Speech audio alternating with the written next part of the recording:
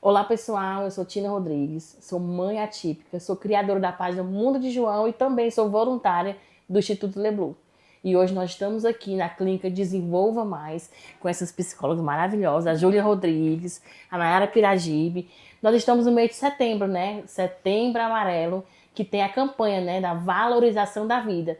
E eu convidei elas, né, para a gente estar fazendo um bate-papo bem interessante sobre Setembro Amarelo e a maternidade atípica.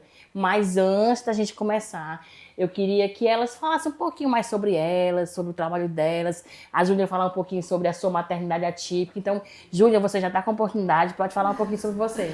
Oi pessoal, meu nome é Júlia Rodrigues, como a Tina já falou, eu sou psicóloga aqui da Clínica Desenvolva Mais e sou mãe atípica do João. O João tem 9 anos, é uma criança dentro do espectro, tem um nível de suporte 3, TDAH e deficiência intelectual. Eu trabalho aqui na Clínica Desenvolva Mais com crianças tanto atípicas quanto típicas. O meu trabalho é todo voltado para a infância, os meus estudos também. E tudo isso se deu pelo diagnóstico do meu filho há quase 10 anos atrás. Então foi através do diagnóstico do João e de todas as vivências, dificuldades e desafios que eu encontrei nesse caminho que me trouxeram até a psicologia e me trouxeram até aqui a tantas famílias e vidas que se encontraram com a minha. Gente, eu me chamo Nayara Piragibe, já estive aqui com a Tina outras vezes, né? Inclusive, gostaria de agradecer o seu convite e também da Júlia ter aceitado, né, essa proposta da gente estar conversando sobre a maternidade atípica, né? É um assunto muito delicado, que é pouco trabalhado, pouco falado ainda, mas que é muito importante. E eu atuo com crianças, né, e adolescentes, tanto com diagnóstico como sem diagnóstico.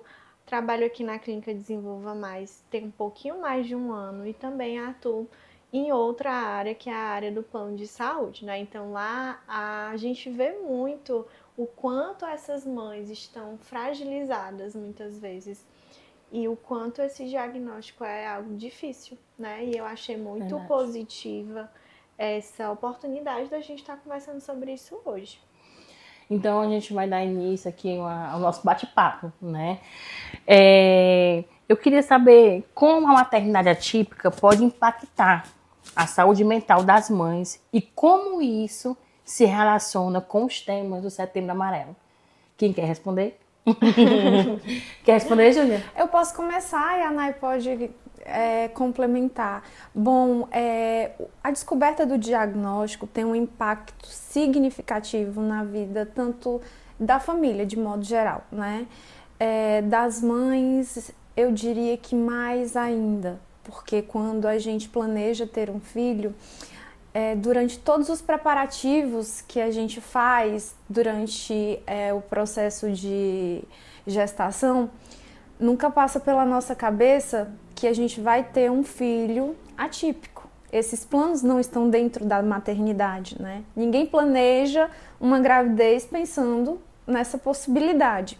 E quando o diagnóstico vem, ele faz com que a gente se depare com muitas dúvidas de como vai ser o futuro, de como eu vou ter que lidar com todas essas situações, com adaptações principalmente, né?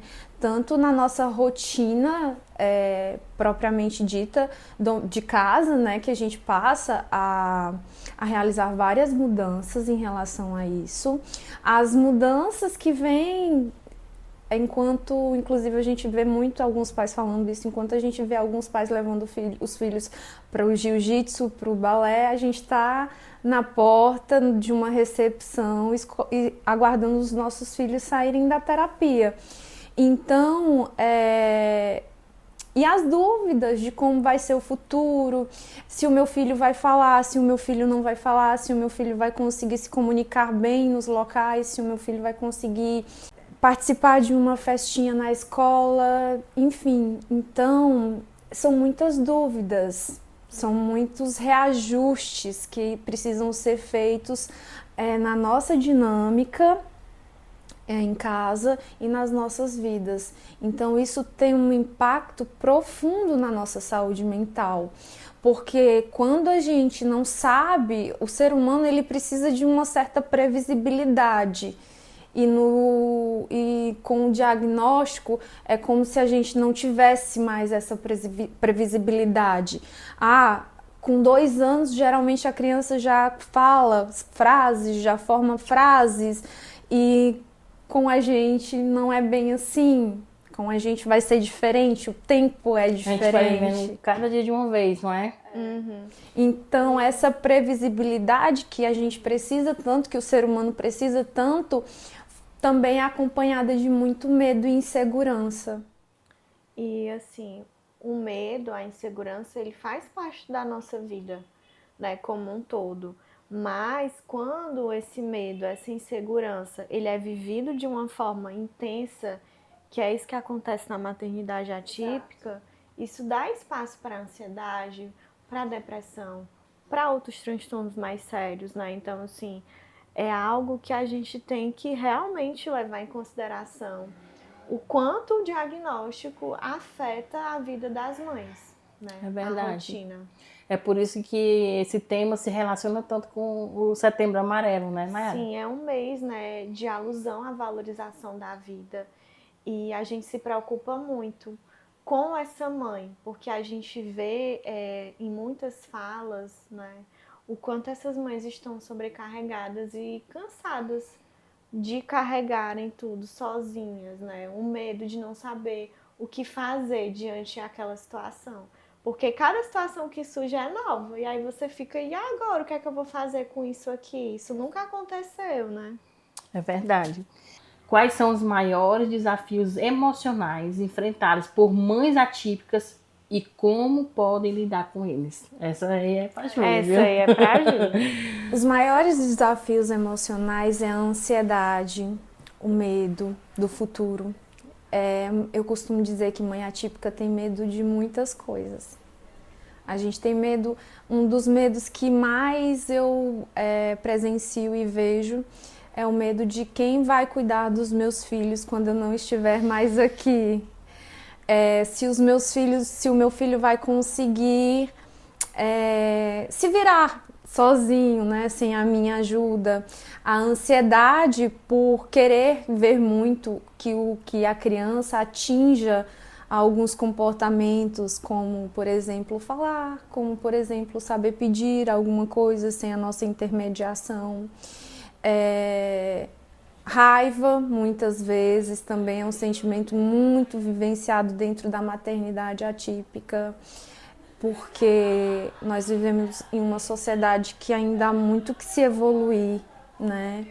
Então são muitos desafios emocionais que a gente vivencia, a se falar também dos escolares, né? Da dificuldade que é administrar tudo isso, né? Todas essas responsabilidades, porque fora todos esses desafios emocionais, existe uma mulher ali, um ser que não é só mãe, né? Eu não sou só apenas a Júlia, que é mãe do João. Eu sou a Júlia que também é a Júlia mulher, a Júlia que também é filha, que também é amiga, que também é mãe da Nicole, que é uma adolescente com desenvolvimento típico, né? Então, todas essas dificuldades emocionais de conseguir dar conta de tudo isso são muito grandes. É verdade, essa questão que você falou aí sobre a questão da morte, né? É algo que nos aterroriza muito. Toda mãe, né, pensa nisso, só que na maternidade atípica, essa imprevisibilidade que você falou, será que meu filho vai desenvolver?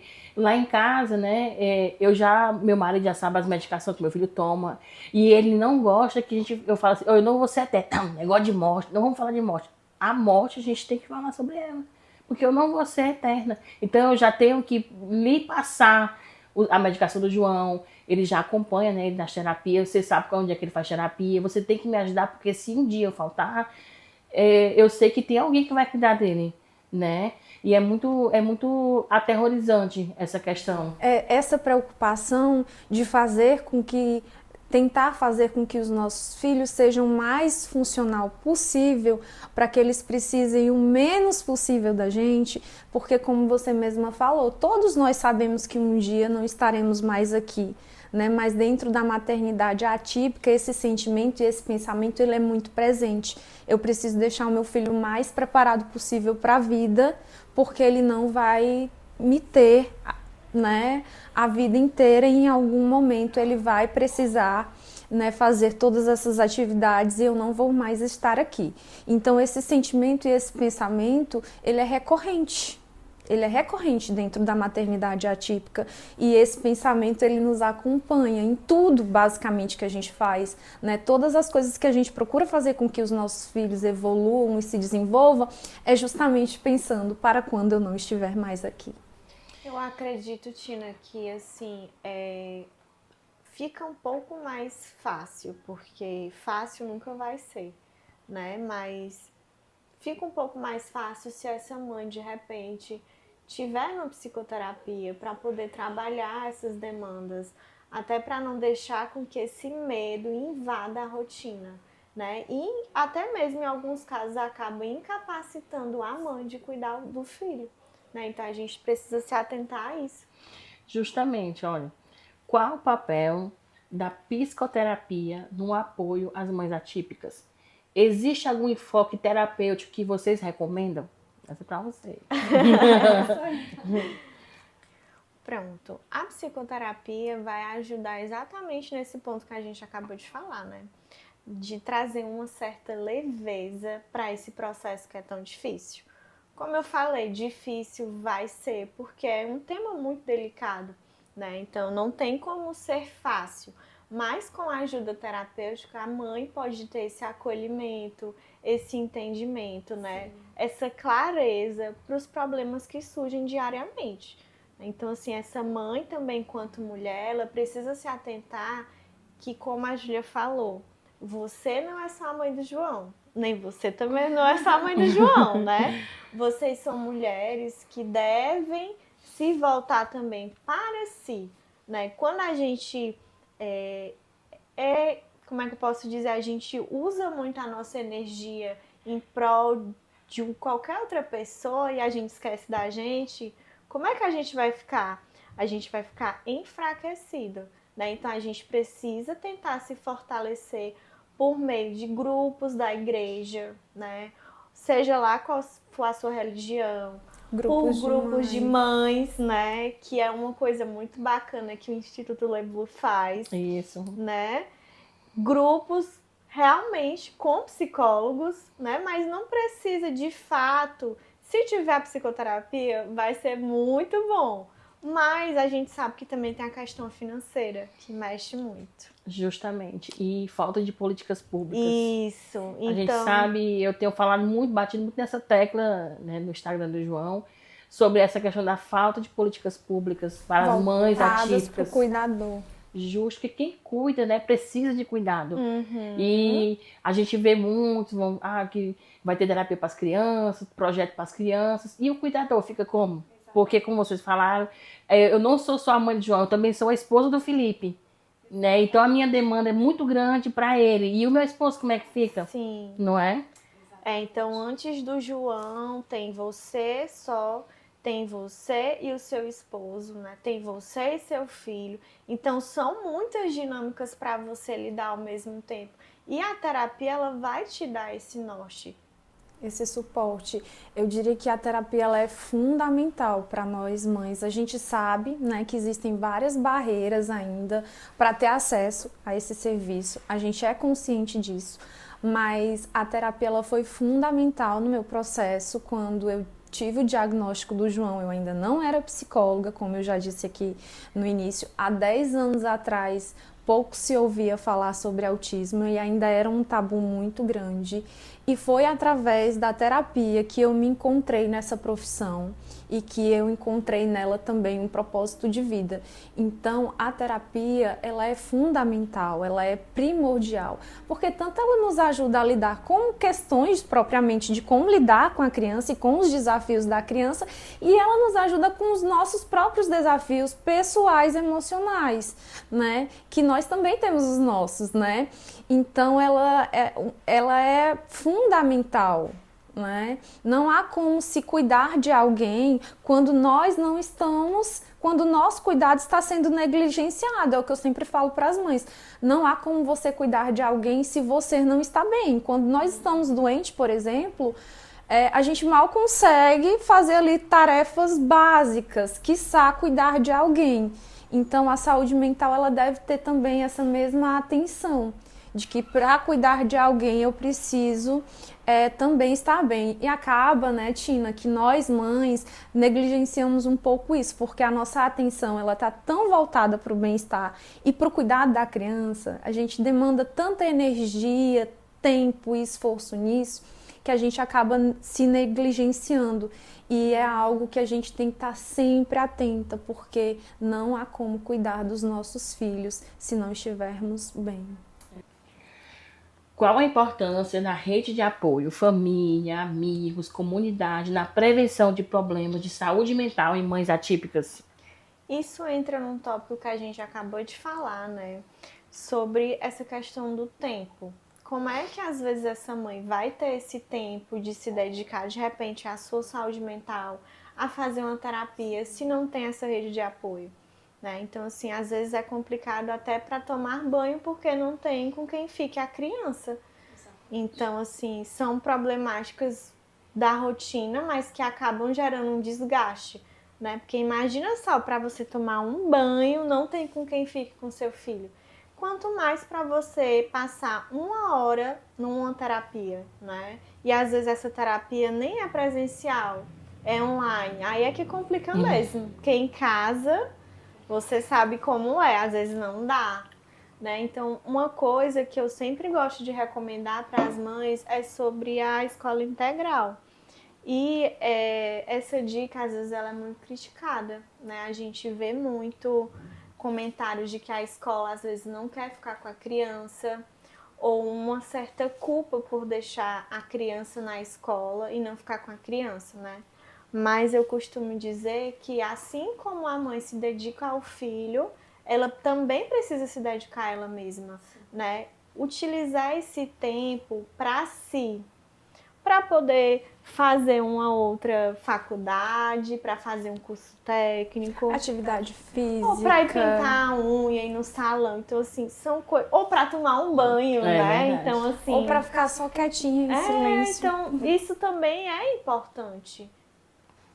Como as mães atípicas podem encontrar equilíbrio entre cuidar de si mesma e de seus filhos, especialmente em contextos de alta demanda? Bom, eu vou responder essa pergunta.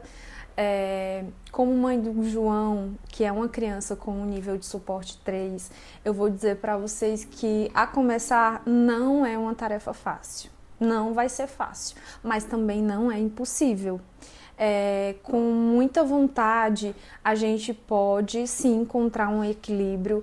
Não é fácil, vai depender de muitos fatores, como rede de apoio, que a gente já conversou um pouquinho aqui, como terapia, que foi fundamental e que é fundamental, que me dá suporte, que me ajuda, que me orienta, né, dentro de todo esse processo, de tentar conciliar as terapias, a escola e o meu próprio cuidado. Eu não deixo de estudar, eu estudo muito, eu pratico esportes, eu procuro cuidar da minha alimentação e cuidar da alimentação do João. Nem sempre vai haver recursos, gente, financeiros. Não espere que exista recursos ideais, porque se a gente passar a vida esperando a situação ideal, o contexto ideal, a situação perfeita, não vai existir. Comece com o que você tem, na situação em que você se encontra. Ai, Júlia, praticar esportes para mim é quase que impossível. Eu não tenho condições financeiras ainda de fazer. As ruas são públicas, né? Naquele momentinho que a criança está com o pai ou está com a avó, tente, né, conciliar e não desista, né? Não desista e também não se acomode esperando que a situação perfeita ou ideal chegue, porque não vai existir. Eu queria fazer uma pergunta para a Júlia, que não está aqui no nosso script aqui. Pode fazer. Você falou que tem uma filha, né? Isso. Ela tem quantos anos? A minha filha tem 17 anos. Eu queria saber como ela lida, né, com essa questão do teu filho, né, do João. Assim, como é que ela lida com tudo isso, com um irmão atípico, se ela sente ciúme, porque, né? Eu já vi casos assim, né? Eu queria que você falasse um pouquinho sobre isso. Não tá aqui no nosso roteiro, não, mas eu eu fiquei com vontade, fiquei com curiosidade. A gente já vivenciou muitas etapas, sabe, Tina? Porque quando o João nasceu, ela já tinha 8 anos. Hoje ela está com 17 anos. E a minha filha é um ser humano incrível. Hoje eu só estou onde eu estou por conta de todo o suporte e ajuda que a Nicole me deu. O fato dela ter um irmão atípico fez também com que ela amadurecesse muito rápido e que ela também tivesse um conhecimento de mundo completamente diferente de qualquer outra pessoa, né? A Nicole, ela olha e entende a vida de uma maneira muito diferente e eu acredito que isso se dá muito pelo fato de ter um irmão atípico, né? Ela sabe muito sobre autismo, ela é uma menina incrível. A gente também teve momentos, principalmente desafiadores na pré-adolescência, e que muitas vezes ela também fez questionamentos para mim. Eu não estou isenta disso, gente, de dizer que eu dava mais atenção para o João e eu também tive que lidar com isso, né? Eu também tive que ter um manejo de explicar e de mostrar para ela por que o irmão dela precisava de algumas atenções diferentes dela, né? Mas eu sou muito afortunada, eu acredito que por conta da forma como a gente sempre lidou com isso. E a minha filha, ela cuida do irmão, ela tem um amor por ele assim surreal, ela entende muito sobre o autismo e foi difícil, não foi fácil, mas eu tenho muito orgulho dela. Muito bom. Parabéns para Nicole, é o nome dela. Nicole. Parabéns para Nicole. Parabéns, Nicole. Nicole é uma irmã formidável. Vamos perguntar aqui, essa pergunta que eu acho que é para Nayara, viu, Nayara? Como a sociedade... Eu acho que é, não acho que agora é para a Júlia, não é para Nayara, não. Como a sociedade pode ser mais acolhedora e compreensiva em relação às mães atípicas e suas necessidades? Eu gostaria de responder. Eu gostaria de responder porque eu vivencio duas nuances, né? Ora, eu sou a terapeuta que recebe, que acolhe famílias e crianças, que estimula, que ensina. E horas, eu sou a mãe que vivencia na pele os mesmos desafios que essas famílias passam, né? Cotidianamente.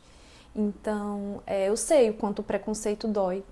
Melhor do que ninguém eu sei, porque eu também já passei por muitas situações extremamente delicadas e desafiadoras.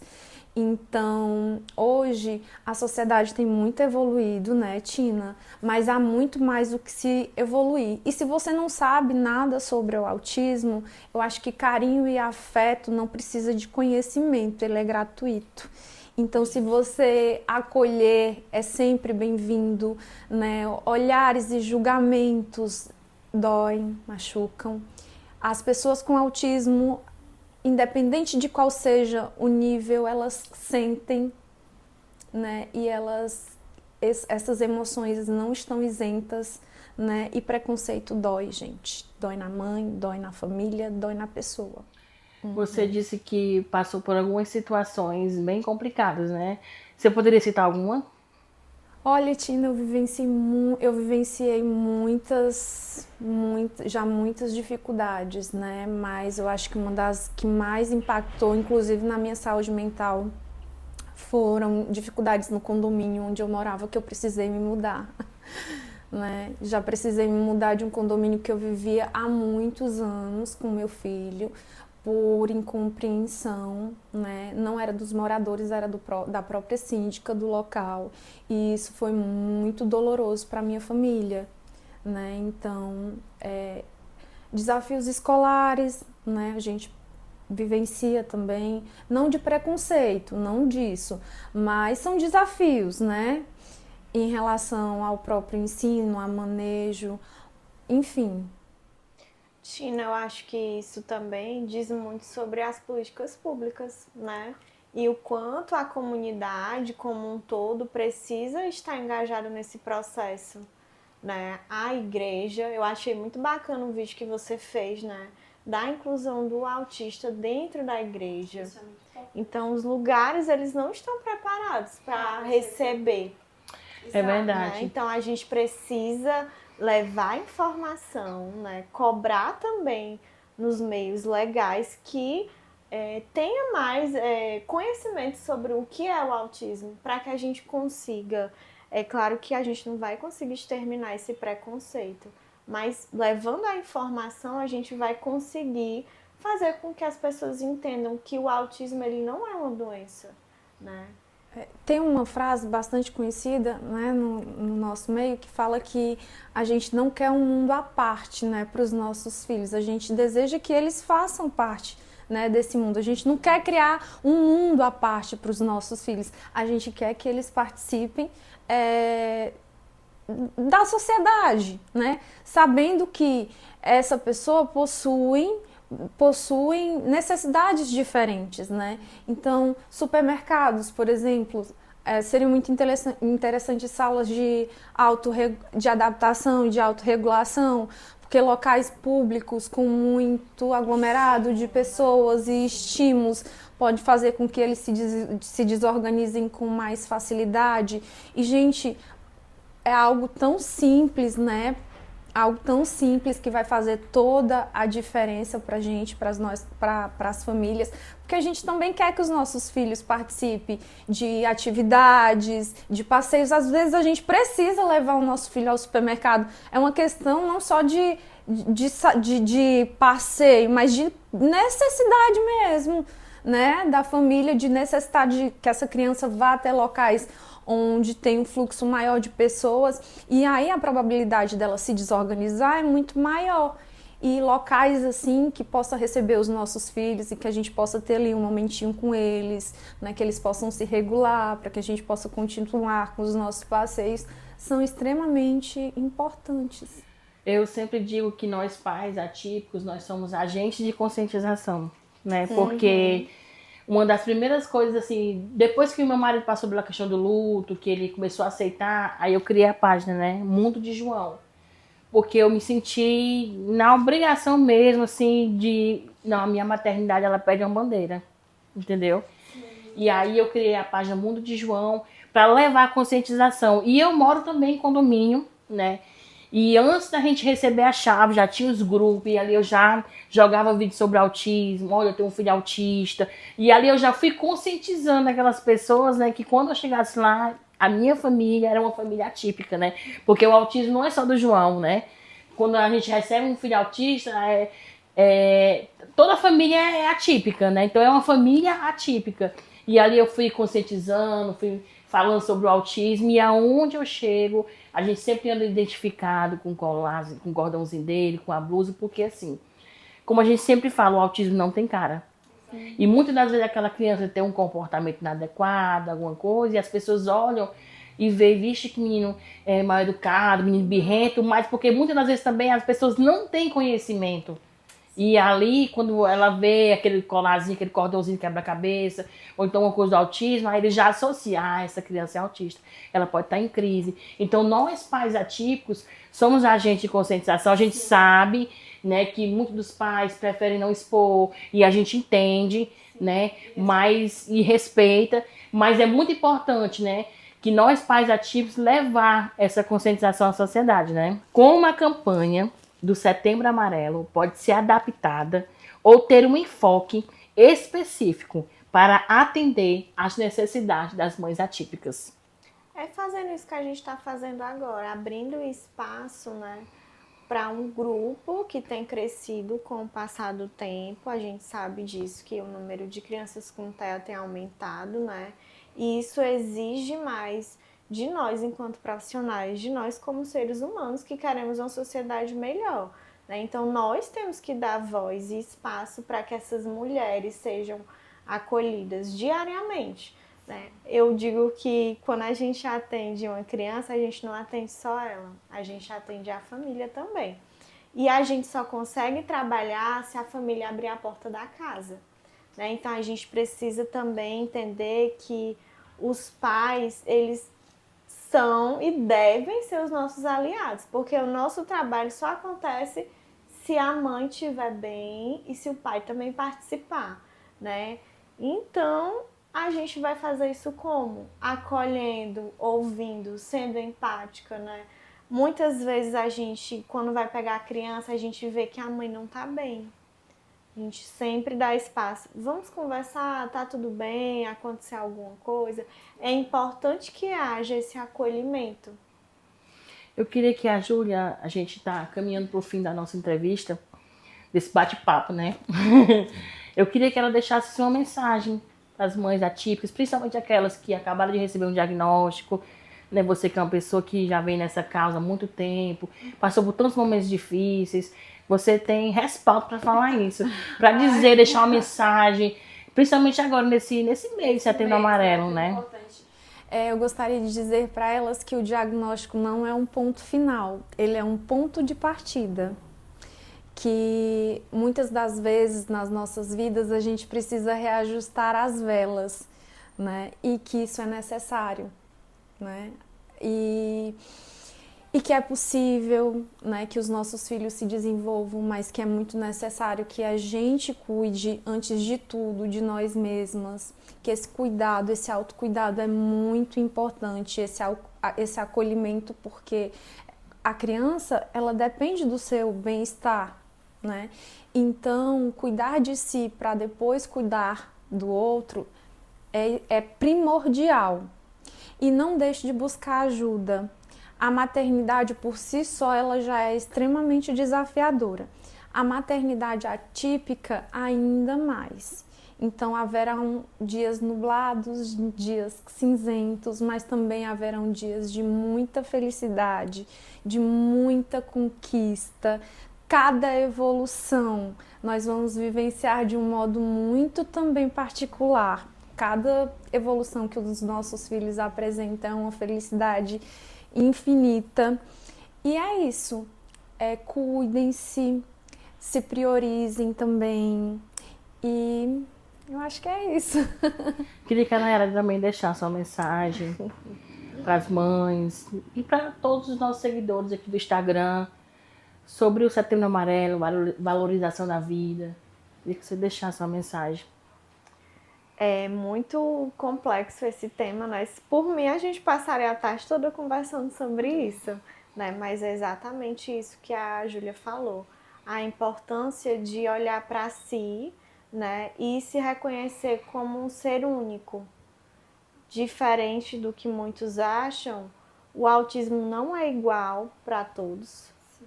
E as pessoas, elas vivenciam isso de forma diferente. As mães, principalmente. Então, assim, se ver e se olhar com esse cuidado e com esse carinho que vocês também olham para o filho de vocês, né? Eu vejo, assim, uns olhinhos brilhando, né? Então, olhar para vocês também dessa forma é algo importante. Então, gente, esse foi o nosso bate-papo, né? Sobre Setembro Amarelo, maternidade atípica. Foi muito bom, meninas, estar com vocês. Conhecer a Júlia, não conhecia ainda. A Nayara, ela é psicóloga do João há mais de ano, né? Acompanha o João. Me acompanha também, que vem quando eu perco ela. Acompanha o Felipe também. A gente se acompanha, né? A gente se acompanha. E eu quero dizer pra você que a sua vida é importante. E se precisar, peça ajuda.